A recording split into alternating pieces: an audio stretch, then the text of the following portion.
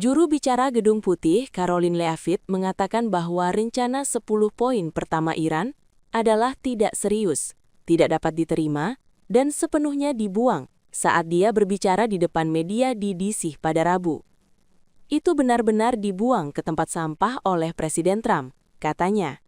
Banyak outlet di ruangan ini telah melaporkan secara keliru bahwa rencana itu diterima oleh Amerika Serikat, dan itu salah.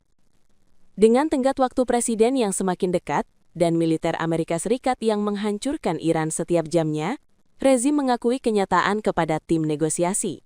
Mereka mengajukan rencana yang lebih masuk akal dan sama sekali berbeda, serta lebih ringkas kepada presiden dan timnya. Presiden Trump dan timnya menentukan bahwa rencana yang dimodifikasi ini adalah dasar yang dapat dikerjakan untuk dinegosiasikan dan disesuaikan dengan proposal 15 poin kami. Tambahnya, the president's maximum pressure and the leverage created by the success of Operation Epic Fury led to the Iranian regime asking for and ultimately agreeing to a ceasefire proposal with the United States. Iran could no longer tolerate being bombed or taking the gamble of what was to come following President Trump's 8 p.m. deadline last night. Iran has agreed to open the Strait of Hormuz, and as the president said, we have received a proposal from the Iranians that has been determined to be a workable basis on which to negotiate. I've seen a lot of inaccurate coverage today from the media about these negotiations and these plans already. So let me be clear and correct the record. The Iranians originally put forward a 10-point plan that was fundamentally unserious, unacceptable, and completely discarded. It was literally thrown in the garbage by President Trump and his negotiating team. Many outlets in this room have falsely reported on that plan as being acceptable to the United States, and that is false.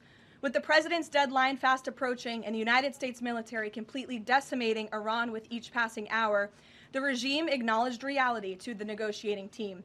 They put forward a more reasonable and entirely different and condensed plan to the president and his team. President Trump and the team determined the new modified plan was a workable basis on which to negotiate and to align it with our own 15-point proposal. The president's red lines, namely the end of Iranian enrichment in Iran, have not changed. And the idea that President Trump would ever accept an Iranian wish list as a deal is completely absurd. The president will only make a deal that serves in the best interests of the United States of America, and he as a negotiating team will focus on this effort over the next 2 weeks, so long as the Strait of Hormuz remains open with no limitations or delays.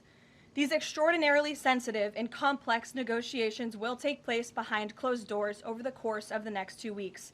I would strongly advise the media against running with narratives that have no basis in fact. What Iran says publicly or feeds to all of you in the press is much different than what they communicate to the United States, the president, and his team privately. Never underestimate President Trump's ability to successfully advance America's interests and broker peace. President Trump has a proven track record of achieving good deals on behalf of the United States and the American people, and he will only accept one that puts America first.